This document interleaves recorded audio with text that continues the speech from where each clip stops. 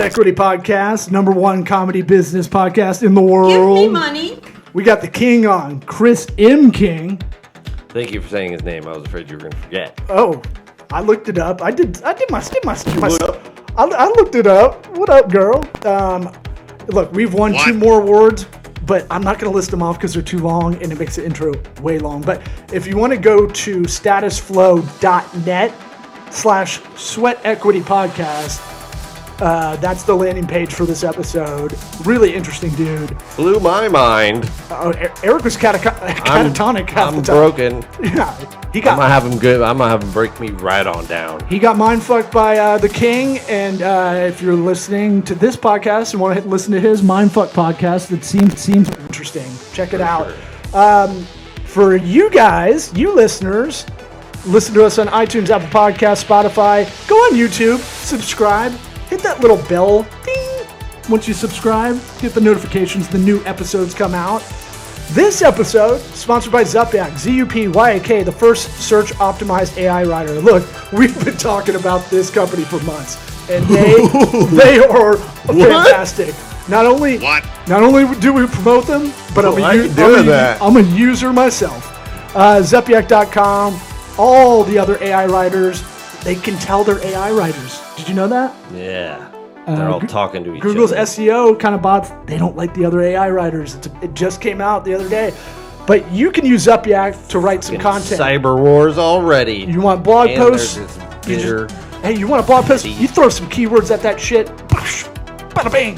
The robot makes it for you, and it doesn't sound corny. Go to Zupyak.com, promo code SWEAT, like Keith Sweat. Let's get this party started. Howdy doddy! It's called sweat equity.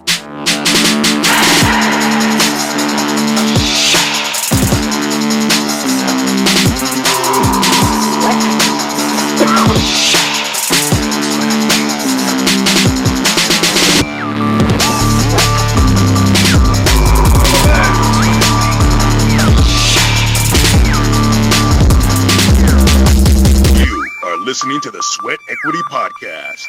You good to go? You good to rock? I believe I am. Alrighty. You want to do this or no? What? Lightning? Oh, you're gonna? I mean, give it a little lube first, a little explanation, maybe. Well, we're trying a new way to intro our we're trying a new way to intro our guests. Just a little lightning round questions at the top. All right. Yeah. What time do you wake up? 4 a.m. Me too. Jesus. I knew you were gonna say that for some reason. Does God exist? The God of my understanding, yes. Sky Daddy, no. Okay. Like that too. What else did I write there? You read them for me. I can't. I don't have my glasses. I do. They're right there, but I'm not gonna put them on. You're an old 'cause I'm man. vain. What's the first time you ever French kissed someone? We're repeating questions already. Oh yeah. It's a fun one. I had a better one. Her name was Kim. I was 13 maybe. Okay. Okay, we got a name. Have you ever cheated on a test? Oh yeah. You're off to a great start in my book. I'm gonna tell you right now. What is your? Well, how do we define cheating? I mean, there might be some wiggle room here. Okay. Yeah. Explain.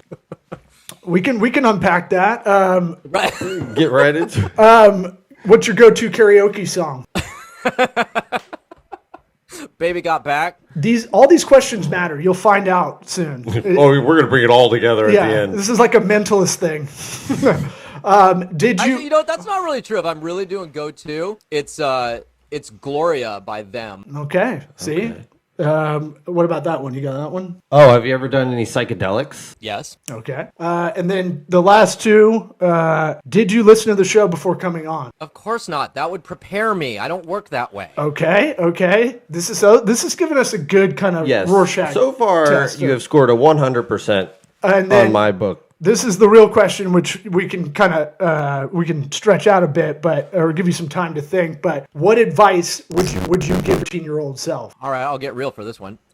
Ignore girls until you're at least 28. You've got shit to do. So you were chasing since you were French kissed at 13. You were on it like Pepe Le Pew. Yeah, I've been pretty girl crazy most of my life. Yeah, and it wasn't until I finally grew myself up that I was like, maybe my priorities are not quite screwed together. I mean, I've got a lot. That might be mine at this point. I got a lot of childhood questions about this.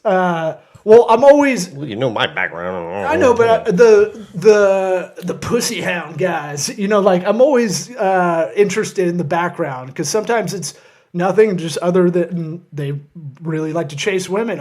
Sometimes it's a void of they're trying to fill from something that traumatic that happened. I feel like it's one or the other a lot of the time. Right into the trauma. Yeah, that's true. I mean, maybe it's just egoic kind of, desire or something like that, or more it's a deep-seated bid for connection or, to get a need met, some unconscious psychodynamic that is completely driving a dysfunctional behavior. Wow, that you just reeled that off like the top answer on Quora. Yeah.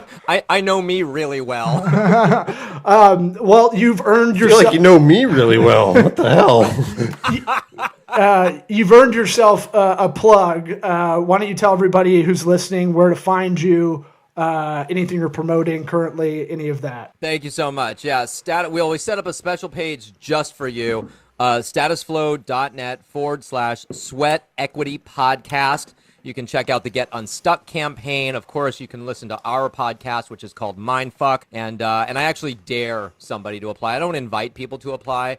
I dare them to apply. It's deep, it's gnarly, and it's transformative. It's funny you should mention that. We were talking about it before. I saw that. I was like, you should have me on there. I'll do it. Yeah, I mean, I looked at your website. I was like, okay. Eric's all in on what you're putting out there. I like all the cussing on the website. It's awesome. I mean, it's just there's a lot. I'm like, oh, this kind of applies to me. Not going to get monetized on YouTube with that language. So let's go back. You're, at 13. Where'd you grow up? Give us a little background. Give us a little kind of not a resume, but really kind of a short kind of. How'd you get to where you are right now? All right. So I grew up in a very privileged neighborhood in a very scary house. The pillars of my life were grief and rage and abuse and addiction and abandonment. Jesus. And I built my life on those pillars. And as you can imagine, it doesn't work all that well. So after my first divorce to a woman with bipolar disorder and then my second divorce, I decided I should probably stop fucking marrying everybody and get my shit together. And so, and I have a history of making seemingly impossible things happen.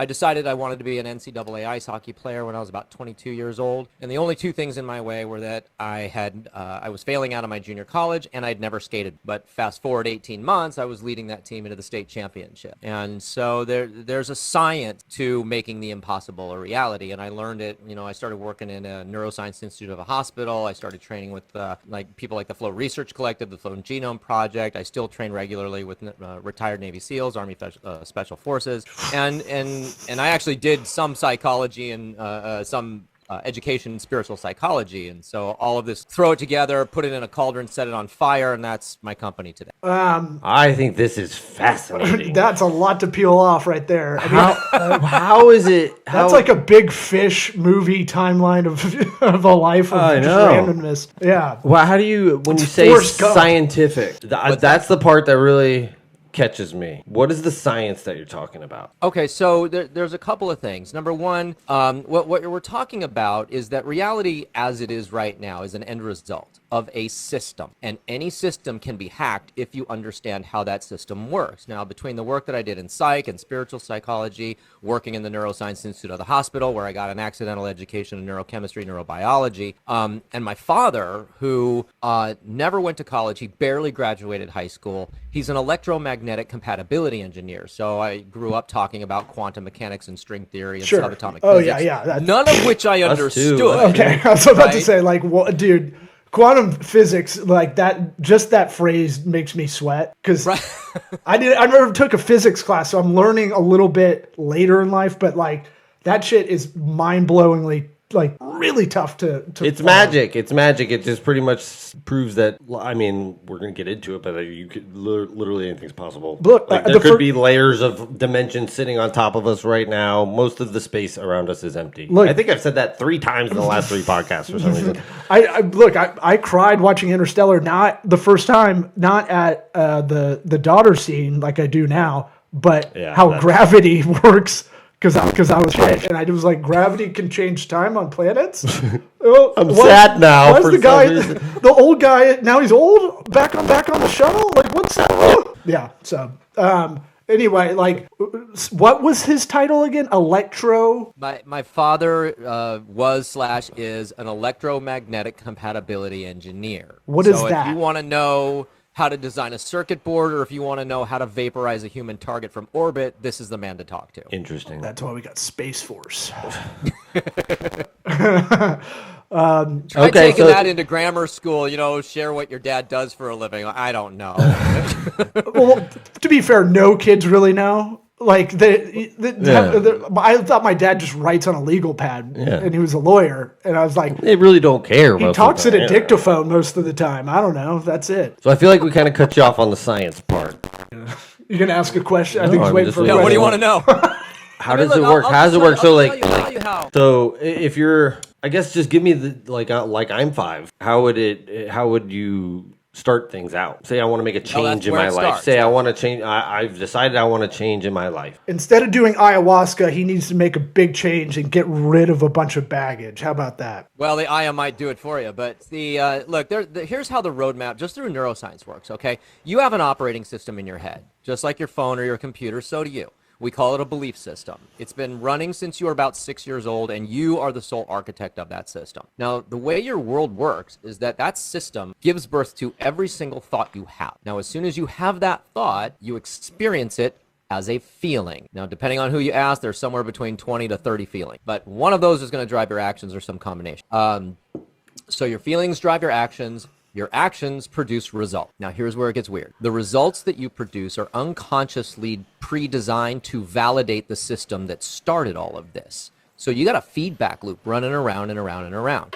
You're gonna have like 70,000 thoughts today and make something like 33,000 decisions, the overwhelming majority of which you are completely unconscious of, which is why your life is the same as today as it was yesterday, and it'll be the same tomorrow. So when you slow it down, even create just the smallest hiccup in that loop, that space is the opportunity for conscious awareness as to what's going on. And this is where you start learning how to recode the system. Okay. Sounds a lot like Neville Goddard. You ever read about him or read his stuff? Yeah. I mean, he was like 100 years ago. Neville Goddard? Yeah. It's basically, I don't want to say manifestation, but like as an easy term, it's kind of the idea is just projecting. His is more like when you create a vision in your mind, you're then creating that reality somewhere, and then it, and it's basically what you believe. Yeah, I mean, it could keep you on track too, in if more pragmatic psychology kind of sense, Right. Just to me, it's like, I guess the hard thing is the actual belief. How do you make that happen? Like you can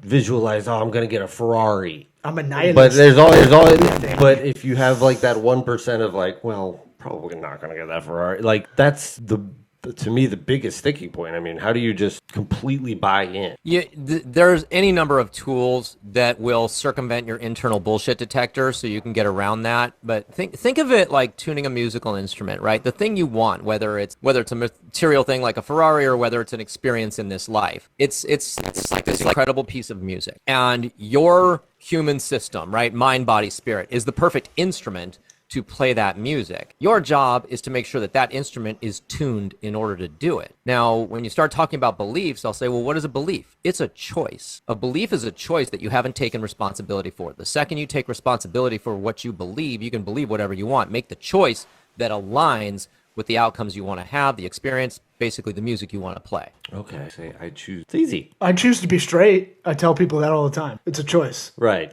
I told the story for years. Like I'm not tall, dark, and handsome. Okay. I mean, my running joke. You're a hockey player. Were you like a wing? Because I don't get a goon vibe out of you. No, I was definitely I was a sharpshooter. But I'm 5'6". I was 155 pounds at my heaviest. Right. It's not a big dude. Hey, I mean, I'm like 130. You're Martin St. Louis. As long as you got that leg power, you're good, man. Right. But as soon as I never saw myself as a hockey player. But the second I believed it could happen, I made it happen. So yeah, there's something to that. What do you say when people you have a nickname as a witch doctor? That could be a pejorative, or you could really kind of turn that around judo style into something positive. But what do you say when people call you kind of woo-woo? A little. I say, well, yeah, I look, because you mentioned law of attraction earlier. Yeah. Okay, you don't like the woo-woo law of attraction? Let's talk subatomic physics. Let's talk about how particles are going to attract to each other. Let's talk about I can run this through whatever package you want. Ooh. Right, that's what's crazy. It's a nice like dick measuring kind of like, oh yeah. Well, I mean, it's just like Thump. I'm sitting there talking about a book that was written 100 years ago, and really they didn't have a electron microscope or something. Like they was just kind of feeling it. But now they can kind of prove a lot of the stuff that's like it was at one time was woo woo. It's just like, hey, quantum physics. Well, right, like what's old is new again kind of theory. Like it's cyclical the way some of these kind of processing or operating systems or beliefs or whatever. I was talking to my kids about religion, and they're 6 and 7. And they're asking me, what's Jewish? What does that mean? And I'm like, look, the three bigs. This is my dad answer in the car to kind of, because I didn't really have a good one, but they're going to catch you off guard. Well, we went to church. What is Jewish? And I was like, Jewish are awesome. They're funny. They nosh. They love food. No, we just drove by a synagogue after church, and they were asking me questions, and I was just like, all the three big religions in the world, those three at least, all pretty much have the same story, the origin story. It's almost not just those ones. Right. So I'm like, all of them. I just have said the similar, like they all have a flood. They all have this stuff that's like what? I didn't get into Zoroastrianism or anything that's fringe. You know what Gnosticism is? Zoroastrianism. No, I said Gnosticism. Oh, Gnosticism. Is that the rapper Nas? Yes, that's exactly what. All I need is one mic. But I was just like, they're all kind of the same story. It's all kind of the same origin.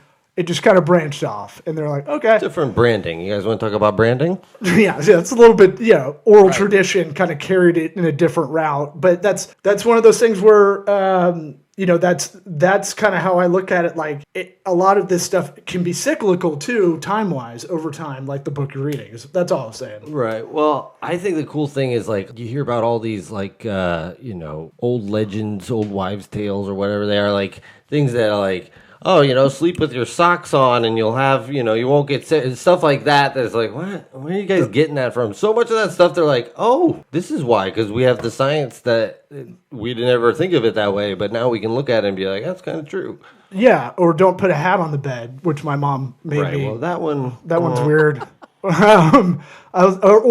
Hey, fat doesn't get you fat, and being cold doesn't get you cold. Like those kind of things. Eating fat. Right. Okay. Doesn't get you fat. It's you're the other fat. stuff. How are you not fat? Right. Having fat friends will make you fat, though. Oh, That's contagious. We've proven that. Well, yeah, we've talked about it on the show. That study of like the 5 friends or the 5 people you're around the most have a lot of influence, but the 5 people they hang out with have an indirect influence on you too. And so think about me teaching middle school PE. Yeah, I mean, to have fun with that. Yeah, you're around some real real mature here. Yeah. What the kid tell you the other day? MVPness. Yeah, he wasn't making a joke. He's like something about MVPness. I was like, what? Oh man, I forgot. I meant to write that down. And I was like, you hear what you're saying? Yeah. I'm like, you don't think that's funny at all? Nah, coach. All right, we're getting in left field here. Tell us about Mindfuck and how because it sounds a little bit uncouth compared to a lot of other podcasts. Yeah, I threatened to start a podcast for a long time. In a previous life, I was a AM/FM radio producer and DJ, and when I started doing the podcast, I got real bored talking to myself, and so it was my CMO at the time. He had this wild idea. He's like, why don't you just do one-off coaching sessions? And I thought, all right, let's give it a try. And we had this incredible, the first one that we launched was this woman named Allison. I figured her out in about 8 minutes. I need another 4 to walk her up to the door because you can't just throw somebody through a wall like this. But at about the 8.5 minute mark, dropped a bomb on her that just, you can actually hear her on the podcast that catch her breath because it was so deep and so quick. And it was my CMO who listened to this. And he called me up and he says, I know the name of the podcast. I said, what? He said, you got to call it Mindfuck. And I was like, what? We can't call it that. He's like, no, because he was listening to it like he's like fucking her brain right now. I fought him for like a month. Better than He's skull like, fuck. Look, it's right. He's like, it's penetrative, it's deep, it's transformative. It's just, and I said, so I caved, and I said, all right, fine, call it that then. I mean, I think Eric, you can. You sound like some of these mentalist guys, but a little bit more legit.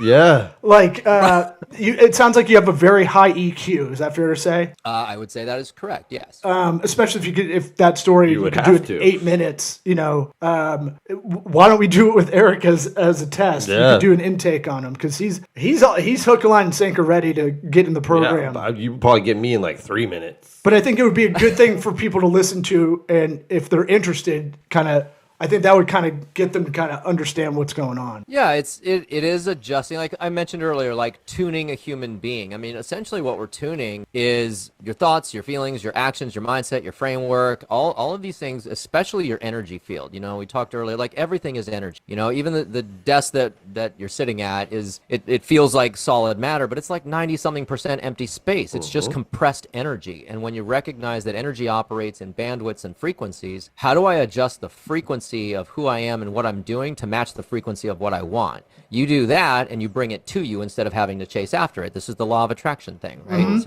And also putting something out there, in your head. I want to be more tuned in this way. I would say I think a lot of people want to tune themselves better.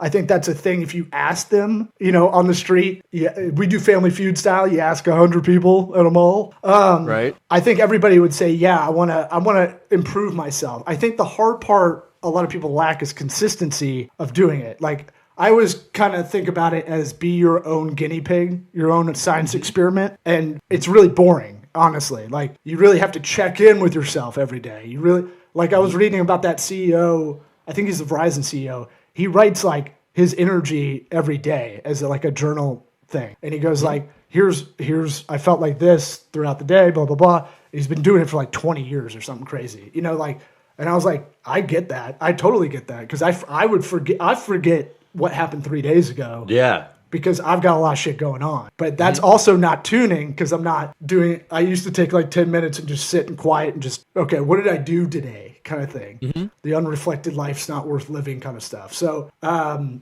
is that? Is that Catholicism or Socrates? I can't remember. But if you want to, can you do a test or inbound test intake form? I would imagine we would do, do it. Well, bitch. Don't be a bitch. I mean, look, bitch. I can have an effect I can physically affect the way your brain is working just having this conversation with you by changing one word in a sentence. Okay. Like I can produce a different experience. Right. And that's how that starts working. I'll give you an example. Think of Please something. don't say the N-word. Think of something that you really want. Like you don't, and you're not going to tell me what it is. Okay. You mentioned the mentalist earlier. Okay. So think of something you really want and be honest enough with yourself, something that you have some charge around. Maybe you're frustrated or sad. Maybe there's shame, but something you're like, I just want, and don't tell me what that thing is, but think to yourself, like really connect with that thing, whether it's an experience or an object, and sink into the experience of, I just want that thing, and notice how that feels. Now, stay connected to that thing and say it without the word just. What do you notice in the difference of those two experiences? It'll be subtle, but it's there. Are we supposed to say it? So wait. Yeah.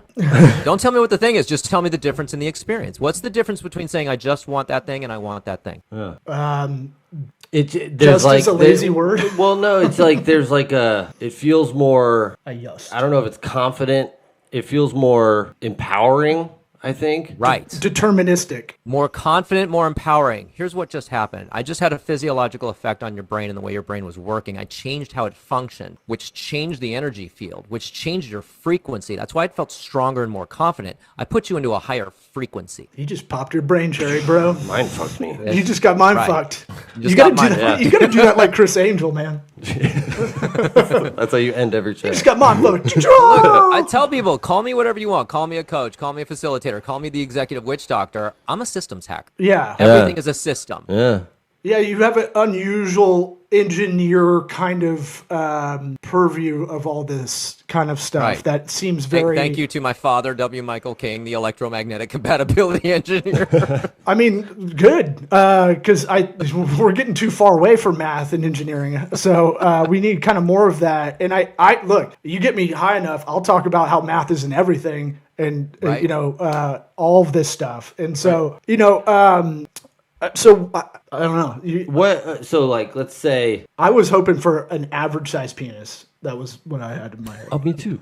Yeah, and I said I just want less. one, and then I go, I want an average size penis. So like, I'm sure you have people come to you that don't necessarily even know what they want. They know that they're like in a rut. They know they're not themselves. They stuck. Right. They're stuck. Do you approach them differently, or is it sort of the same process? How do you handle them? No, there's really very little in terms of structured process with this work. The first things are, number one, I got to put you in a position of empowerment, and number two, I got to get you out of judgment around everything. That after that, it's just the Wild West. Okay. Every client is different, every engagement is different, and how I relate to them is different. I can gently escort somebody through the door, or I can throw them through it. But either way, we're getting on the other side. Customized. It really is. Well, it has to be, because human beings they're three-dimensional. We bucket people. It always annoys me because like people will bucket you according to like the first thing they found out about you. Right. Right. And so That's laziness. it is, but it's common. It's like most people do it that way because it's like a shorthand in their brain. Right. Like I'm always the little brother of my two older sisters, like, social seat, right? I'll never not be that, even though I'm almost 40. Right. They still think of me as a little brother, like little kid. So we bucket those initial things. I feel like one thing with people trying to get unstuck is there's a lot of defeatism in their head before they even go, suss out what they want to do. Well, there's a negative feedback loop. Right. It's a self-protection situation. thing at its What's the point? core. What's right? the point? Yeah. Do you feel like that happens a lot? Oh yeah, there's any number of strategies for this kind of thing, and there's a ton of reasons for all of it. The second you have a great idea, the next thing that's going to happen is all the reasons why you're an idiot for even thinking about that. And here's all the things that it can't work and that should stop you. And I'll give you a tool. I'm all about tools, so I'll give you a tool for this. The second you have that aha moment of the thing you want to do or get or whatever, and as soon as all those reasons come in, this is my favorite tool, I think, for this. I don't care. Like all the reasons are going to be valid. Okay, all the reasons you can't have it will be true. I decided I want to be a hockey player. You're too small. That's true. I don't care. You've never skated before. That's true. I don't care. If I want it bad enough, if I am both committed to something and devoted to it at the same time, I cannot fail. It really is that simple. You use I don't care about every single reason why it's impossible, you'll make it happen. You got that Tom Brady kind of stare when you're talking about this, because I've heard Tom Brady in the huddle will go, "We're getting this 4th and 12," and you look at everybody. Do you understand? We're getting Do this. you We're understand? getting this. Like Yes. your whole face kind of just. If anybody's watching a video, your face just got real in the zone talking about it. Yeah. Like I've heard him. But I mean, that's walking the walk. But I mean, I'm using Tom Brady as an extrapolating example because people know he's kind of a psycho, and when he wants to do it, he does it for the most part. Yeah. It's that simple. Like, how did I build this company? When I had a job offer on the table to become, learn how to do commercial real estate or build this company. I was broke. I was living out of my car. I had nowhere to go that day, and there were days I didn't eat. Right. The things that I did to have a roof over my head once in a while were sketchy, to say the least. And I want to hear about and that. the reality was, I was not going to be done. Like this was going to happen. God herself was going to have to come down and tell me no, and I was still going to say, "Fuck you, I'm going to do this." Yeah. And it's just when you have Badass. that level of intensity, when you align yourself with something like that, you can't fail. Like there is no failure at that point. It's simply a matter of choice. I am deciding to do this. There are no other options. Yeah, and the things that I feel like clutter and get in the way, if you really keep that mindset, they kind of fall by the wayside. And you're like, oh, I spent, like a lot of people spend like, they're like, oh, I'm so addicted to TikTok. And I'm like, nope. Like, I'm not going on that shit because everyone goes, I'm so addicted. I burn like 2 hours of my life every day looking at it. I'm like, fuck that. I don't want that. That's not a good life for me, just imbibing that shit. And like, if you're very pointed on what you want to do every day consistently, I feel like that stuff falls by the wayside and you're like, oh yeah, I remember I used to do that shit. I don't, Yeah, it's like a narrowing of the focus. I think a lot of people think of it as like, oh, I'm taking on all this new shit that I got to worry about now with my new choices in life. But I feel like it's more of, no, you just focus on this one or two things. That's the thing. Your life, the experience you want to have, it's like Michelangelo creating the statue of David, right? It's already there. You just have to remove the stuff that isn't it. Right. Chip away. Yeah, I feel like that was a small penis joke at me, but that's fine. He emailed me before. He's like, I'm going to nail this I right have at the a end of tiny the show. Italian penis like that guy. Watch how I weave this in. It's going to be awesome. David and I we're growers. We're not showers. It was a cold day. That's all I'm saying.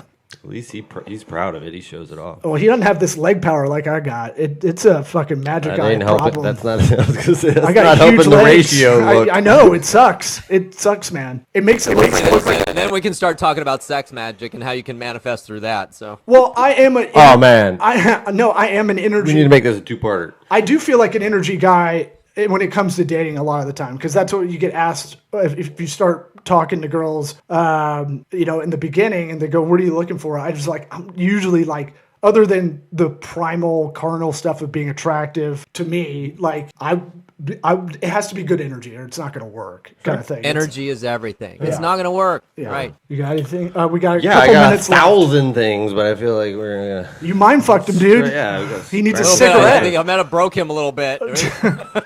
Well, I mean, he's got to write his diary. He just popped his brain cherry, dude. You think you broke me? Well, I mean, I love that you're a guy that, Eric and I have had our own individual issues the last couple of years and got out of that hole mentally. I like that you're very honest about that part. Like you got out of some real bad situation, it seems like, and maybe some mental illness you struggled with, and you can correct that course, it seems like. Is that what you're talking about in the speaking engagements you do, or is it all different every time you're out? Yeah, it really is about how do we bend our reality and make the shifts and make sustainable changes that we want. And I look at it through the lens of the concepts, because there's no one answer for anyone. I will say that most people, the problem that they have is that they start at the wrong end of the spectrum, and they go up against the grain and hope that willpower is going to power them through. But willpower is an inexhaustible resource. And so the reality that people are trying to change, like let's say getting in shape, this is an easy one, right? First thing people say, okay, I'm going to get in shape. And so I'm going to go to the gym and eat right and do all the things. And they're addressing it at the physical end. And that's, like I mentioned earlier, the last thing that happens in the chain. So then if you address it at the physical, then you got to swim upstream into the energetic and the frequency. And that's exhausting, and it's going to take a lot longer, and it's probably not even going to work. This is why people are on that hamster wheel. If you address it in the energetic, in that space, in the frequency, then it comes downstream to reality.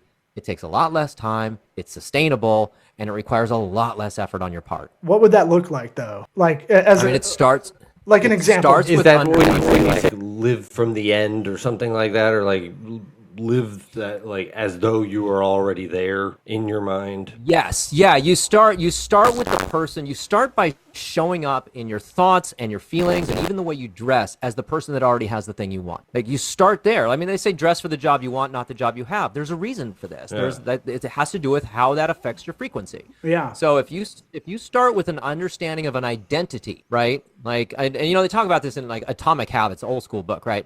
Great book. They talk about this. Like, start with the ideas and the thoughts and the behaviors. I'm somebody who makes smart choices. I am this kind of person, right? That adopts the identity of the frequency of the person that you want and the thing that you're going to have. And so this is how you address it up here in the energetic, so it comes downstream. Would it be fair to say visualize the person you want to be? Like if it was like if you close your eyes and go, I want to be this person kind of thing. Because I get what you're saying, but it's very broad. And I know it's tough because it's different for everybody. So there's so many I would different... say that you don't want to be that person. I will be You that person. are that person. Right, yeah, it's like, Here's Oh, the, just not you're there putting yet. you're putting something in between it. I am Gotcha. this person. Okay, now that you are that person, strip away all the stuff that isn't that I person. am an average penis guy. I am. You are right. So strip away the XL condoms, man. Like, just let Right. it go. Right? Condoms. I don't use that shit. Someone say vasectomy. Yeah. What? I just did my. What are own those drop. about? Yeah. I thought those were like in the 90s, right? Right. But if you're like, I'm a high performing business executive, great. Then stop with the social media. Yeah. Strip it away. Yeah. Give it away. Yeah, you're right. It is a thing of like I tend to go these things I need to drop instead of going I need to. It's the inverse, which is Exactly. weird because the last episode we had, it was a similar kind of thing for recruiting. He was like, start at the end of this person you're hiring. What do they want to do at the exit of this job, or what is their career path, and that'll be the best thing at the beginning for your relationship Right. with them. And I feel like a lot of things to be successful have this weird counterintuitive times a flat circle, all that, all that kind of It's stuff. already happened. If you want to get 5 times more done this week, don't work more hours, work fewer. Yeah. Yeah. Like, it's so counterintuitive. It's but like that's we've the had- hamster wheel. Working more hours to get more done is very linear thinking. We've had right? people But you come wanna on and move go, into- you want to make more money? Double your prices. And we're like, pfft. Right. And he was right. And it was like, but it took us over a year to go, yeah, actually, that was Right. correct. So, I had a very hard time getting clients at a low price point, and then one day I just said screw it, and I doubled it for no reason whatsoever, and then it was so much easier. Right. well, we just got the tip of the iceberg, I think, with you. I think, I'm gonna print out that application after this podcast. and maybe we need to, if you need for your speaking engagements, you need some openers. Kick it around a little bit. Happy to have you on. A little Yeah, warm up. I mean, I got definitely do that. I could do 10 minutes on my real bad dick. It's been called mediocre before. Right. It's been in the range of fair to He's middling. looking to bring everybody down before the show. Well, everybody likes to laugh at a micro penis guy. I think that's a shared experience. Makes them all feel better about themselves. Right? Right, exactly. That's Didn't choose that. that's my charm. That's my calling, really. But if we get you on again, I want to have Eric go through the whole thing on live, or if you go on the podcast. a little swap Yeah. 69 B2B podcast. We call that the double Dutch rudder kind Yeah. of thing. We both mutually can help each other. But thank you for coming on, man. This is great talk. And, Yeah. definitely, I'll I'm gonna figure. I'll be in touch somehow. Yeah. About some of this stuff. Yeah, it's really cool. we're You're very invited to reach out. It's so good to see you both. Thank you for having me. we're It's been a fortunate to pleasure. make a connection with you, sir. Thanks for coming on. Thank you. So yeah. See ya.